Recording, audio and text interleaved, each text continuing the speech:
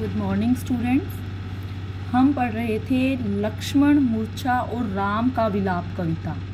जिसके फर्स्ट स्टैंजे में हमने पढ़ा कि जो हनुमान जी हैं वो संजीवनी बूटी लेने जाते हैं। रास्ते में वो भरत जी से मिलते हैं और फिर वो भरत जी का गुणगान करते हुए लौटते हैं।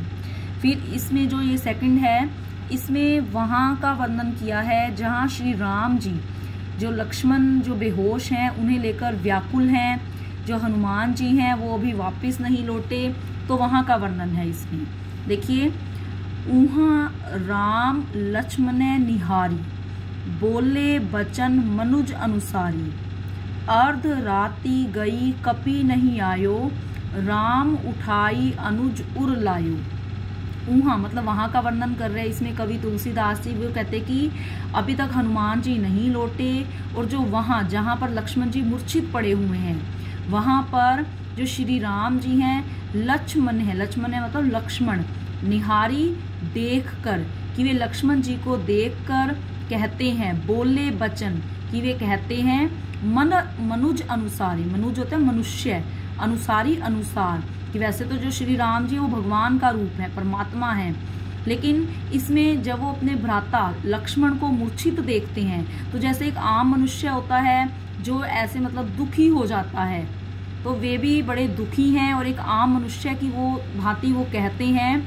अर्ध राति गई, जबकि वो परमात्मा है, उन्हें अंतर्यामी, उन्हें सब पता है कि हनुमान जी कहाँ हैं, वे लौट आएंगे, लेकिन फिर भी वो चिंतित हैं और एक मनुष्य के रूप में वो कह रहे हैं कि अर्ध राति मतलब आधी रात गई, कि आधी रात बीत गई है, कपि नहीं आयो, कपि मतलब हनुमान, कि वे अभी तक हनुमान लौटे नहीं मतलब आए नहीं, राम उठाए अनुज उर लायो, अनुज मतलब छोटा भाई, उर हृदय, लायो मतलब लगाना। तो श्री राम जी बड़े व्याकुल हो उठते हैं और वे कहते हैं कि आधी रात बीत गई, हनुमान जी अभी तक संजीवनी बूटी लेकर नहीं आए। तो ऐसा कहते हुए वे अपने छोटे भाई लक्ष्मण को अपने गले से लगा देते हैं। मतलब इसमें उनकी चिंता के बारे में बताया गया है कि जैसे एक मनुष्य दुखी होता है, चिंतित होता है, वैसे ही वे भी चिंतित हैं, दुखी हैं। वो अपने छोटे भाई को जो बेहोशी की हालत में वो नहीं देख पा रहे, उन्हें अपने गले से लगा लेते हैं। सकहु ना दुखित देख मोही कव, तो अब वे उसमें कहते हैं कि जो लक्ष्मण है ना, वो श्री राम जी को दुखी नहीं देख पाता था, कि अगर श्री राम जी को कोई भी कष्ट होता, कोई भी दुख होता, तो लक्ष्मण तुरंत उनकी सहायता के लिए मतलब हर समय तैयार रहता था। तो वो लक्ष्मण जी से बातें कर रहे हैं, चाहे लक्ष्मण जी बेहोशी की हालत में, वो उन्हें सुन नहीं पा रहे, लेकिन श्री राम जी उनसे कह रहे हैं सकहु ना दुखित देख मोही कव, मोही मतलब मुझे, कि तुम तो मुझे कभी दुखी नहीं देख पाते थे, मतलब अगर मैं दुखी होता तो तुम मेरी सहायता के लिए तुरंत तैयार रहते। तो वो कहते कि अब भी तो मैं दुखी हूँ, कि अब मेरे दुख को तुम क्यों नहीं देख पा रहे हो। बंधु सदा तव मृदुल स्वभाव, मृदुल मतलब कोमल, स्वभाव, कि बंधु मतलब भाई। तो श्री राम जी कहते हैं कि हे भाई, हे बंधु, कि तुम्हारा जो स्वभाव था, कि तुम तो इतने कोमल स्वभाव के थे कि तुम मुझे बिल्कुल भी दुखी नहीं देख पाते थे, कि अब क्या हुआ है कि मैं तुम्हारे बिना इतना दुखी हूँ, व्याकुल हूँ, लेकिन तुम मेरे दुख को देखकर भी खड़े नहीं हो रहे, मेरी सहायता नहीं कर रहे, कि तुम मुझे इस तरह से कैसे दुखी देख सकते हो। फिर वो कहते हैं कि मम हित लागी तजेहु पितु माता, मम मतलब मेरा, हित मतलब भला, तजेहु त्याग देना, पितु माता पिता और माता, कि तुमने मेरे भले के लिए मतलब मेरे कारण अपने माता पिता को भी त्याग दिया, क्योंकि जो वनवास था वो श्री राम जी को मिला था।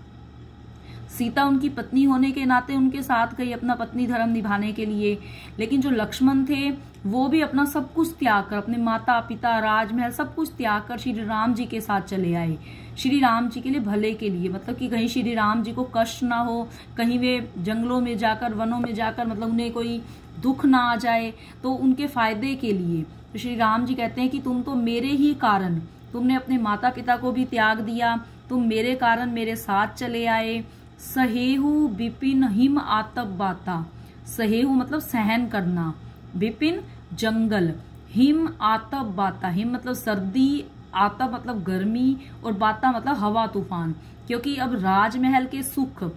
जो थे वो श्री राम जी के लिए तो नहीं थे, क्योंकि श्री राम जी को वनवास मिल गया था। लेकिन लक्ष्मण तो उन सुखों का भोग कर सकता था, लेकिन लक्ष्मण ने भी श्री राम जी के लिए वो सब कुछ त्याग दिया,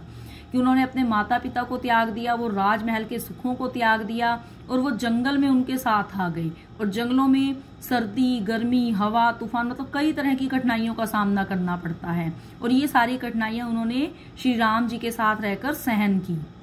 मतलब हर मुसीबत में उनका साथ दिया, हर समय उन्होंने श्री राम जी की सहायता के लिए वो तैयार रहते थे। तो इसमें श्री राम जी ने लक्ष्मण से ये बातें कही कि अब भी तो मैं दुखी हूँ, कि अब क्या तुम मेरे दुख को नहीं देख पा रहे, कि अब तुम खड़े क्यों नहीं हो रहे। मतलब ये उन्हें मूर्छित अवस्था में देखकर श्री राम जी बड़े ही व्याकुल हो उठते हैं। एक बार फिर से देखिए कि जो जब तक हनुमान नहीं लौटते श्री राम जी बड़े चिंतित हैं, जबकि वो सब जानते हैं, अंतर्यामी है, लेकिन उसके बावजूद भी उस समय वो एक मनुष्य के रूप में है, तो मनुष्य के अनुसार वे दुखी हैं। तो वो लक्ष्मण जी को देखते हैं और बड़े दुखी होते हैं उन्हें देखकर, और वो कहते हैं कि आधी रात बीत गई, हनुमान जी अभी तक नहीं आए। तो वो जो लक्ष्मण है उन्हें अपने गले से लगा लेते हैं, फिर कहते हैं उन्हें, चाहे लक्ष्मण जी उन्हें सुन नहीं पा रहे, लेकिन वो अपने मन की बातें कह रहे हैं कि तुम तो मुझे दुखी नहीं देख पाते थे, तुम तो इतने कोमल स्वभाव के हो कि मेरे दुख को देखकर तुम उसे दूर करने की मतलब पूरी कोशिश करते, कि अब भी तो मैं दुखी हूँ, कि अब तुम मुझे क्यों नहीं मेरे दुख को देख पा रहे, कि तुमने मेरे भले के लिए मतलब मेरे कारण अपने माता पिता सब कुछ त्याग दिया और जंगल में मेरे साथ चले आए, और जंगल में सर्दी, गर्मी, हवा, तूफान जो भी मतलब मुसीबतें होती हैं तुमने मेरे साथ में वो सहन की। तो इस समय अब जब मैं दुखी हूँ तो तुम्हें मेरा दुख दिखाई क्यों नहीं दे रहा। फिर श्री राम जी कहते हैं, सो अनुराग कहाँ अब भाई। अनुराग मतलब प्रेम, कि हे भाई अब तुम्हारा वो प्रेम कहाँ चला गया, कि तुम तो मेरे दुख में दुखी होते थे, मैं जब चिंतित होता था तो मेरी चिंता को दूर करते थे, कि अब तुम्हारा वो प्रेम कहाँ चला गया, अब तुम क्यों मूर्छित हो, तुम मेरे दुख में दुखी क्यों नहीं हो, कि मैं तुम्हारे वियोग में दुखी हो रहा हूँ, तुम्हारा वो प्रेम कहाँ गया। उठो ना सुन मम बच बिकलाई, कि तुम उठ नहीं रहे, सुनकर भी मम वचन मेरे वचन, बिकलाई व्याकुल, कि मेरे जो व्याकुलता भरे जो वचन है, मैं जो कितना दुखी हूँ, मेरा जो दुख है उसे देखकर भी तुम क्यों नहीं उठ रहे। जो जन तेऊ बन बंधु बिछोहो, पितु बचन मन तेऊ नहीं ओहु। फिर वो कहते हैं कि जो मतलब यदि, अगर, जनतेऊ मतलब जानता, अगर मैं ये जानता कि वन में मतलब वन में बंधु बिछो, कि मुझे मेरे भाई से बिछड़ना पड़ेगा, अगर मुझे पता होता कि मेरे साथ ऐसा होगा कि मेरा भाई जो है मुझे वो छोड़कर चला जाएगा, मुझे उससे अलग होना पड़ेगा, तो मैं पितु वचन, पिता का वचन, मनतेऊ नहीं, मानता नहीं, ओहु उस समय, कि उस समय जो पिता ने मुझे जो वचन दे दिया कि 14 वर्ष का मुझे वनवास काटना है, तो मैं, अगर मुझे ये सब पता होता कि अगर मैं वनवास में आऊंगा और मुझे तुमसे तुम्हारा जो बिछो अलग रहने का जो दुख है वो सहन करना पड़ेगा, तो मैं पिता के उस वचन को भी ना मानता। सुत बित नारी भवन परिवारा, होहे जाहे जग 12 अब वो कहते हैं कि सुत मतलब बेटा, बित मतलब धन, नारी पत्नी, भवन घर, परिवार, होहे जाहे जग 12 कि ये सारी चीजें तो फिर भी बार बार मिल जाती हैं। मतलब वो इन सब में अपने भाई को जो है वो श्रेष्ठ कह रहे हैं, कि उनके लिए ये सब चीजें तो फिर भी मिल जाएंगी, लेकिन उन्हें वो भाई नहीं मिलेगा। वो कहते हैं कि बेटा, धन, पत्नी, घर, परिवार, होहे जाहे जग 12 मतलब बार बार, कि इस संसार में ये चीजें तो बार बार मिल जाएंगी। अस विचार जिय जागू ताता, तो वो कहते हैं कि अस मतलब ऐसा,